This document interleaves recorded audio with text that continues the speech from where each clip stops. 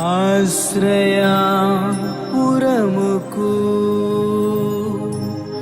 ఆధారం యేసే, ఈ సేవకు బలము సత్యవాక్కు.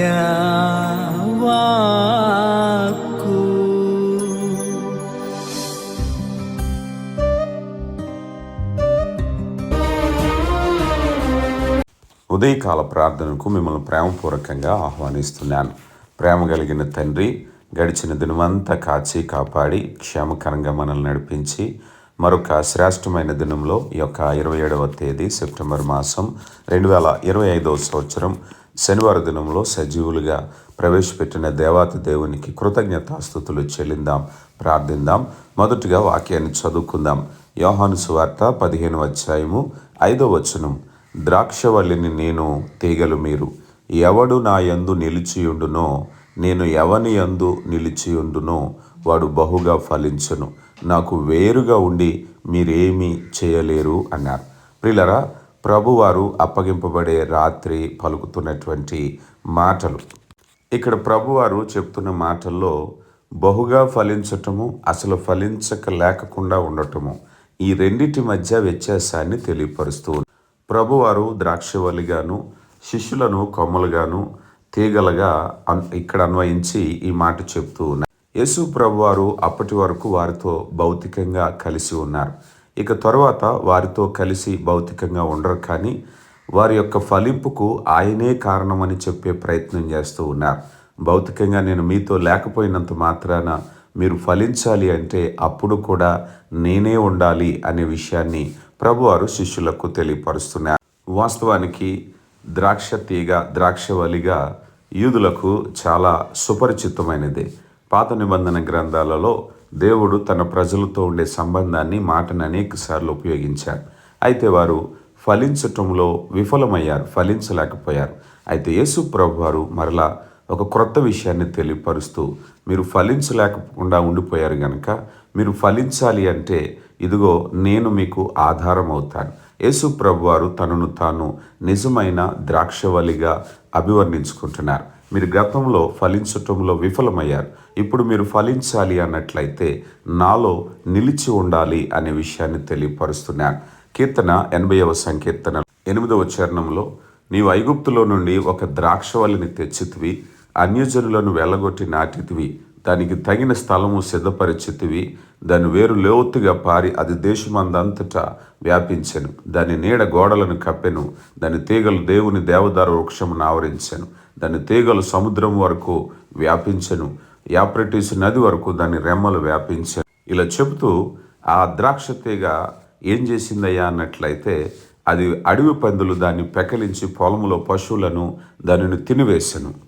అలాగే యెషయా గ్రంథం 5వ అధ్యాయంలో కూడా మనం చూసినప్పుడు అది కారు ద్రాక్షలు కాయుటకు కారణమైంది. మంచి ద్రాక్షలు కాయలేకపోయింది, ఫలమే లేకుండా పోయింది. కానీ ఇక్కడ యేసు ప్రభు వారు చెప్పేది ఏమిటయ్యా అన్నట్లయితే, ఆత్మీయ జీవితంలో అభివృద్ధికి యేసు ప్రభు వారు మాత్రమే మూలమై ఉన్నారు. యేసు ప్రభు లేకుండా ఎవరు కూడా ఆత్మీయ ఫలాలు ఫలించలేరు. తీగ లేకుండా కొమ్మలు ఎలాగూ జీవించలేవో అలాగే క్రీస్తు ప్రభువారు లేకుండా మనము ఆత్మీయంగా ఫలింపులోనికి నడిపించలేము. ఇక రెండవదిగా, క్రైస్తవుడు నిజంగా ఫలిస్తాడు. ఎందుకంటే యేసునందు నిలిచి ఉండగానే సహజంగానే మంచి కార్యాలు, దైవిక స్వభావము, అలాగే ఆత్మీయ ఫలాలు అనేటువంటివి మనుషుల నుంచి రావటం అనేది ఖచ్చితంగా జరుగుతుంది. దేవునితో సహవాసం కలిగి ఉండగా ఆయనలో పరిశుద్ధత, ఆయనలో ఆత్మ సంబంధమైన కార్యాలు, ఆయనలో నుంచి వచ్చేటటువంటి శక్తి, ఆయనలో ఉండేటువంటి ప్రేమ, ఆయన ద్వారా కలిగించేటువంటి విశ్వాసము, ఆయన ద్వారా అనుగ్రహించేటువంటి జ్ఞానము. ప్రియులారా, మనం స్వనీతిని ఎప్పటికీ స్థాపించలేం. ప్రభు మీద ఆధారపడి మాత్రమే మనం ఫలించగలుగుతాం. యోహాను సువార్త 15వ అధ్యాయము 1-4 వచనాలు, నేను నిజమైన ద్రాక్షవల్లిని, నా తండ్రి వ్యవసాయకుడు. నాలో ఫలింపని ప్రతి తీగను ఆయన తీసి పారవేయును. ఫలించే ప్రతి తీగ మరి ఎక్కువగా ఫలించవలనని దానిలో పనికిరాని తీగలను ఆయన తీసివేయను. కనుక ప్రియులరా, మనం ఫలించటమే దేవుని యొక్క ముఖ్యమైన ఉద్దేశము. గలతీ పత్రిక 5:22 నుంచి కూడా ఆత్మఫలాల గురించి చెప్పటం మనం చూసాం. మొదటి సంకీర్తనలో కూడా నీటి వారన నాటబడిన చెట్టు వలె తన కాలమందు ఫలమిచ్చు చెట్టు వలె ఉన్నారు అన్నారు. అలాగే మత్తయి సువార్త 7:16 వారి ఫలమును బట్టి వారిని గుర్తించవచ్చు అన్నారు. ఫిలిప్పీయులకు రాయబడిన పత్రిక 4:13 నాకు బలమును అనుగ్రహించే దేవుని యందే నేను ఇదంతా చేయగలనని చెప్తున్నారు. కనుక ప్రియులారా, క్రైస్తవ జీవితాలు దేవుని మీద, ప్రభు మీద ఆధారపడిన జీవితాలు. ఆయనలో నిలిచి ఉండటం అంటే ప్రతిరోజు ఆయనతో దగ్గరగా నడవటం, ప్రార్థించటం, వాక్యాన్ని ధ్యానించటం, ఆజ్ఞలను గైకొనటం, సొంత బలం కంటే దేవుని బలం మీద ఆధారపడే దీన స్వభావాన్ని పెంపొందించుకోవటం. ప్రతి వారు కూడా ఆత్మీయంగా ఎదగటానికి ఆత్మీయ అహంకారం అనే ప్రమాదంలో పడిపోయి ఉంది. కానీ ప్రభునందు నిలిచి ఉండేటువంటి వారు ప్రభుని గణపరుస్తారు, వారిని వారు తగ్గించుకోవటానికి ప్రయత్నిస్తారు. ప్రభువారు ఆత్మీయ జీవితాలను బలపరచటానికి ఆయనతో ముడిపడేటువంటి అనేక మాటలు మనకి చెప్పారు. ఆయన ద్రాక్షవల్లిని నేనే అనే మాటే కాకుండా ఆయన జీవాహారమును నేనే అనే మాటను తెలియపరిచారు. నేనే మార్గమును, సత్యమును, జీవమును తెలియపరిచారు. పునరుద్ధానమును, జీవమును నేనే అని తెలియపరిచారు. కనుక ప్రియులారా, మీ దైనందిన జీవితంలో, అనుదిన జీవితంలో యేసు ప్రభులో నిలిచి ఉండటం ఏమిటో ఎప్పుడైనా గమనించారా? ఉదయంలో నువ్వు దేవుని సన్నిధికి సమయాన్ని ఇస్తున్నావా? వాక్యాన్ని ధ్యానిస్తున్నావా? ప్రార్థన, అలాగే నీ జీవితంలో దేవుని వాక్యము అమలు అవటానికి ప్రయత్నిస్తున్నావా? అయితే ప్రభు నిన్ను బహుగా ఫలించులాగున ఆశీర్వదించటానికి ఇష్టపడుతూ ఉన్నారు. ప్రియులారా, ప్రభు లేకుండా మనం ఏం చేయలేం. కనుక నీ పనిపాట్లలో, రాకపోకలో, నీ నిర్ణయాల్లో, ప్రతి విషయంలోనూ కూడా ప్రభువును ఉంచటానికి ప్రయత్నించు, ప్రార్థించు. నీ క్రియలు ప్రభు సఫలపరచునుగాక. ఆమెన్. ప్రార్థించుకుందాం. ప్రార్థన.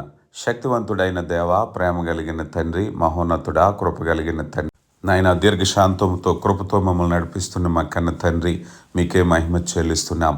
అయ్యా, ఇదిగో నాయన, గడిచిన రాత్రి అంతా కాచి కాపాడి భద్రపరిచి క్షేమకరంగా నడిపించారు. మరొక శ్రేష్టమైన దినములో ఈ యొక్క 27వ తేదీ సెప్టెంబర్ మాసం 2025వ సంవత్సరం శనివారం దినాన్ని బట్టి మహిమ చెల్లిస్తున్నాం. అయా, మేమేమైతే ఉన్నాం అది కేవలం మీ కృప మాత్రమే. జీవాధిపతి, జీవమును, సమయమును, కాలమును మాకు అనుగ్రహిస్తున్న దేవా, మీకే మహిమ చెల్లిస్తున్నాం. ప్రేమగల మా కన్న తండ్రి, అయా, మీ నడిపింపును, మీ సహాయాన్ని దయచేయండి. మీ కావలి కంచిగా ఉంచండి. మీ కాపుదల అనుగ్రహించండి. ముఖ్యంగా మారుమనసు రక్షణ లేని హృదయాలను కదిలించండి నా తండ్రి. నేడే రక్షణ దినం, నేడే మిక్కిలి అనుకూల సమయం అని వారి రక్షణ పొందటానికి కృప దయచేయండి. తొట్టిల్లకుండా కాపాడే దేవా, లోకాశల వెంబడి పరిగెట్టక వాక్యాన్ని, మీ సన్నిధిని ప్రేమించే మనసును మాకు దయచేయండి నా తండ్రి. ప్రేమ కలిగిన దేవ, కాలము, సమయాన్ని మాకు అనుగ్రహిస్తూ సద్వినియోగపరుచుకునే జ్ఞానాన్ని ఇస్తున్న తండ్రి. అయ్యా, మా సొంత పనులు కాకుండా మీ చిత్తాన్ని కూడా జరిగించేవారుగా ఉండడానికి కృప దయచేయండి నా తండ్రి. అయ్యా, ఇదిగో నైనా, శరీర కార్యములను జయించిన వారుగా ఆత్మీయ ఫలాలు ఫలించటానికి, వాక్యంలో, ప్రార్థనలో దినదినము వర్ధిల్లటానికి, అయ్యా, మీ రాక కొరకు ఎదురు చూసే బిడ్డలుగా ఉండడానికి కృపనిస్తున్నారు. అట్టి జ్ఞానంతో మమ్మల్ని నింపమని వేడుకుంటున్నాం మా తండ్రి. అయ్యా, బిడ్డలు నాయన దీవించండి. ఎంతమంది బిడ్డలు విశ్వాసముతో ఈ ప్రార్థనలు ఏకీభవిస్తున్నారో మీ కృప చేత నింపండి. అయ్యా, ఇదిగో నాయన, వారి పనిపాట్లను దీవించండి, కుటుంబాలను దీవించండి, బిడ్డలను దీవించండి, ప్రయాణాలను దీవించండి, రాకపోకలు దీవించండి. మీ కృపలో బలపరచమని వేడుకుంటున్నాం మా తండ్రి. అయ్యా, మరి బిడ్డలు జీవనోపాధిలో భాగంగా వంటగదుల్లో, గృహాల్లో, షాపుల్లో, ఫ్యాక్టరీల్లో, వాహనాల మీద రాకపోకల్లో, ఎత్తైన ప్రదేశాల్లో, చేతి పనివారు, వ్యవసాయదారులు, ఉద్యోగస్తులు, వ్యాపారస్తులు, అయా, వైద్య వృత్తిలో ఉన్నవారు, న్యాయశాఖలో ఉన్నవారు, అధికారులైన వారు, ప్రజానాయకులు, అయా, ఇదిగో నాయన, రాజుల కొరకు, నాయన, అధికారుల కొరకు, ప్రతి ఒక్కరి కొరకు ప్రార్థిస్తున్నాం. వారి వారి పనిపాట్లలో మీరు తోడుగా ఉండండి నాయన. జ్ఞానంతో నింపండి, సమయోచితమైనటువంటి వివేచన దయచేయండి. యజమానుల మనసులో దయ కలిగించండి నా తండ్రి. వారి పనిపాట్లలో తోడుగా ఉండండి. ప్రేమ కలిగిన దేవ, ఎటువంటి అలసట, బలహీనత సమీపించకుండా నాయన, శక్తిని, బలమును దయచేయండి. వారి శరీరాల్లో ప్రతి విధమైన బలహీనతను గద్దించమని వేడుకుంటున్నాం. అయ్యా, ఇదిగో నాయన, మా బిడ్డలు స్కూళ్లకు, కాలేజీలకు వెళ్ళొస్తుంటుండగా మీ కావలి కంచిగా ఉంచండి. యవన బిడ్డలకు సత్ప్రవర్తన దయచండి. చదువుతున్నటువంటి కోర్సులు, ట్రైనింగ్లు, కళాశాలలో నాయన స్కూళ్ళలో చక్కని జ్ఞానాన్ని దయచేయండి నాయన. యవన ప్రాయంలోనే రక్షణ పొంది మీ చేతిలో బలమైన బాణాలుగా ఆశీర్వదింపబట్టడానికి కృప దయచేయమని వేడుకుంటున్నాం. అయా మా కుటుంబాలు నాయన రక్షింపబడాలి. మా కుటుంబంలో ప్రతి వారు మిమ్మల్ని ఎరిగి ఉండాలి. అయా మా కుటుంబాలు వాక్యం అనే పునాది మీద కట్టబడాలి నా తండ్రి. మా కుటుంబాల నుంచి చెడు సహవాసాలు దూరం అయిపోవాలి, వ్యసనాలు దూరం అయిపోవాలి, ఆర్థిక సమస్యలు అప్పుల భారం తొలగిపోవాలి నాయన. ప్రేమ కలిగిన దేవా, కుటుంబ కలహాలు తొలగిపోవాలి నాయన. తల్లిదండ్రులను నాయన సన్మానించే బిడ్డలను ప్రేమించే తల్లిదండ్రులు ఉండాలి నాయన. కలహాలు తొలగించండి. భార్య భర్తల మధ్య సఖ్యత ప్రేమను దయచేయండి నా తండ్రి. అయా సొంత గృహం లేని వారిని దర్శించండి, గర్భఫలం లేని వారిని దర్శించండి, నిరుద్యోగులను దర్శించండి నా తండ్రి. ఈ దినం పుట్టినరోజు వార్షికోత్సవాలు జరుపుకుంటున్న బిడ్డలను దీవించండి. ఈ దినం ఎవరైతే నూతనంగా పనిపాట్లు ప్రారంభిస్తున్నారో, వివాహ పనులు, గృహ నిర్మాణ పనులు, ప్రయాణాలు, ప్రతి ఒక్కరిని నాయన మీ కాపుదల అనుగ్రహించండి. మీ సన్నిధిని తోడుగా ఉంచండి నా దేవా, ప్రేమ కలిగిన తండ్రి. అలాగే నాయన దూర ప్రాంతాల్లో, దూర దేశాల్లో ఉండి పనిచేస్తున్న బిడ్డల కొరకు ప్రార్థిస్తున్నాం. ఎక్కడున్నప్పటికీ ఆత్మీయులుగా రక్షణ పొందిన వారుగా, అయా మీ కృపను పొందుకున్న వారుగా ఉండడానికి కృప దయచేయండి. అయా బలహీనతల నుంచి విడుదల దయచేయండి. అయా క్షేమాన్ని దయచేయండి. ఈరోజు ఎవరైతే ప్రయాణాల్లో ఉన్నారో క్షేమకరమైన ప్రయాణాన్ని దయచేయమని వేడుకుంటున్నాం మా తండ్రి. సువార్త పనిలో ముందుకు వెళుతున్న వారికి మీ కాపుదల అనుగ్రహించండి నా దేవా, ప్రేమ కలిగిన దేవా.